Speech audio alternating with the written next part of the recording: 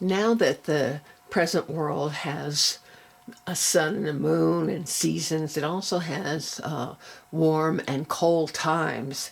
And so Coyote notices that he's getting very cold in his mountain. It's very airy and spacious, and he doesn't have a warm bed. He didn't plan on storing any food for the cold season, so he has to go out, even though it's cold, in order to hunt. And so he begins to think about what can be done. Is there, some way to deal with this cold?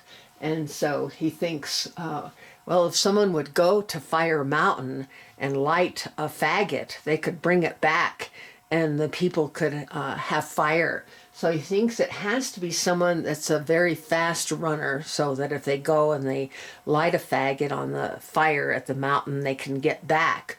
Or they could fly and carry the faggot in their talons.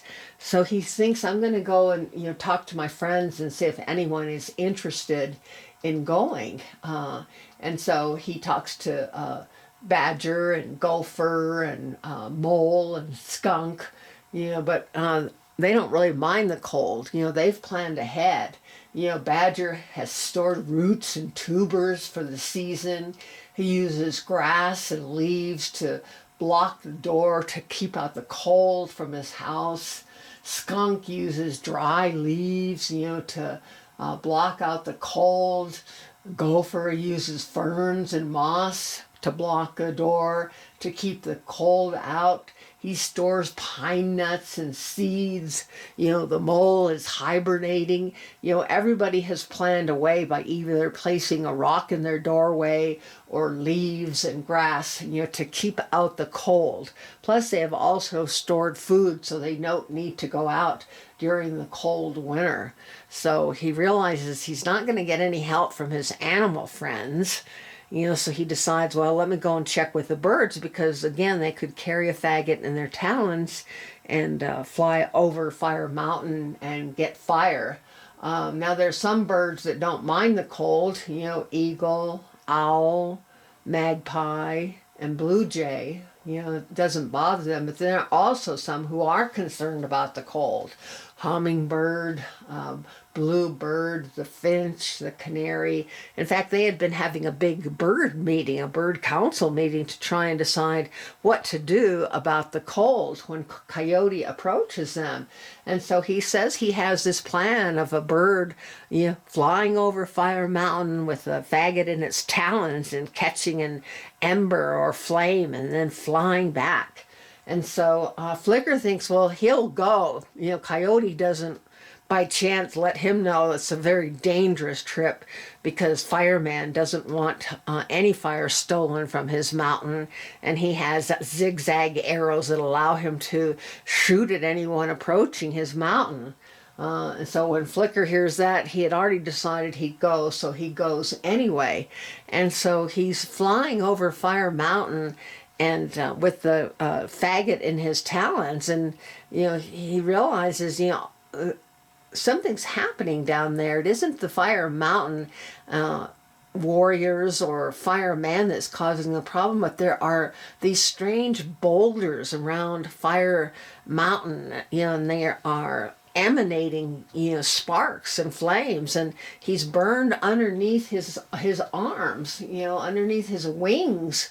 And from then on, he has these red feathers under his wings due to the scorching.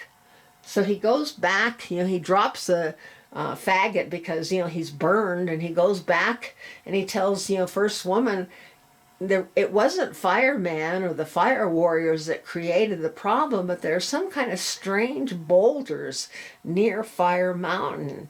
And so First Woman says, we have to investigate this. We have to try and figure out what is going on. And so she looks at Hawk, and she asks him to volunteer to go and see, not to take a faggot and try and get fire, but just go and see, what are these boulders? And so he goes. He has beautiful white tail feathers, and he's somewhat of a dandy himself. And so he flies down low over Fire Mountain, and he sees these boulders, but he realizes they're not boulders.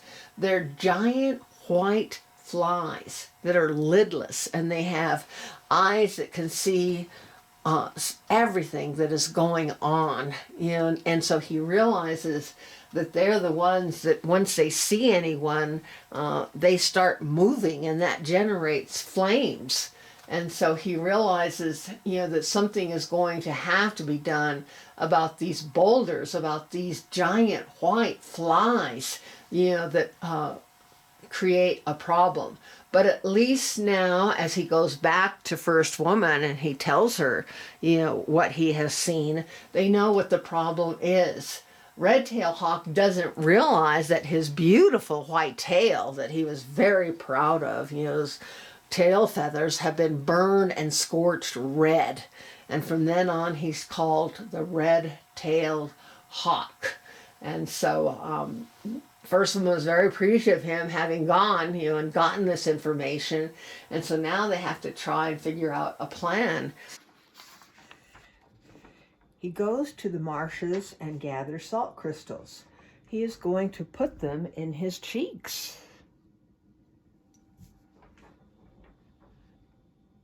When he gets to Fire Mountain, he'll mix them with his saliva for a very salty solution and spit them right in the eyes of the lidless fly monsters, blinding them. He also collects shells in the marsh that have a pleasant tinkling sound and makes a rattle.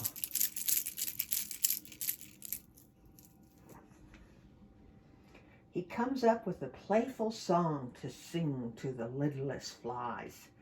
First Woman makes him a faggot, ties it to his tail, and Coyote goes off to Fire Mountain.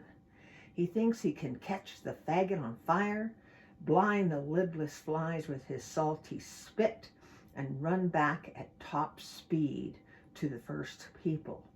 They'll be able to get the fire from the burning faggot tied to his tail. So off he goes. And he starts singing to them. I am restless coyote, I wander around, I wander around. I am inquisitive coyote, I wander around, I wander around. I am mischievous coyote, I wander around, I wander around. They also hear the rattle shell, and it sounds so pleasing.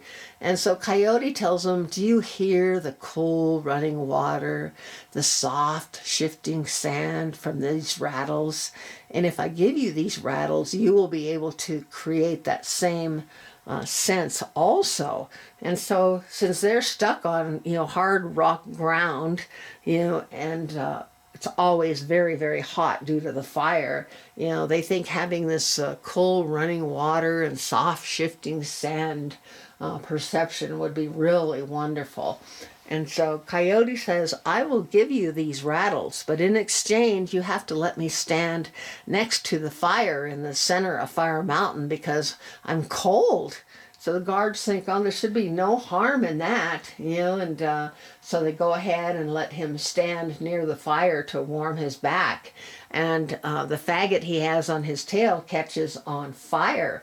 And the monsters realize, you're going to get scorched. Be careful. You're too close to the fire. Move away. And so Coyote does. He takes off running back to First Man and First Woman, thinking he can give them the fire from his faggot. And so he does make it back, but he begins to realize that he's getting very scorched near his tail. And so he runs as fast as he can, and so he makes it back, and everybody's able to get fire. But as he's running a zigzag path back to where First Man and First Woman are, he starts a fire all over the land. And Windy Boy is having fun just playing with these flames and further spreading the fire. And Fireman says, he may think he's been successful in getting fire for the people, but he's creating a bigger problem for them than they even expect, because all of the land is catching on fire and it's approaching where First Man, First Woman, and the first people live. And so he gets back and he says, please cut the faggot off, please, please, it's scorching my tail. And he had a beautiful white tail. And so Squirrel cuts the talons off very quickly, with his sharp teeth. And in the meantime, Coyote looks at his tail, and the beautiful white tail is now tipped with black where it had been burned by the embers. But still, the people are happy. Coyote is happy because now they can have fire in their homes to keep it warm, and they won't have such a difficult time dealing with the cold.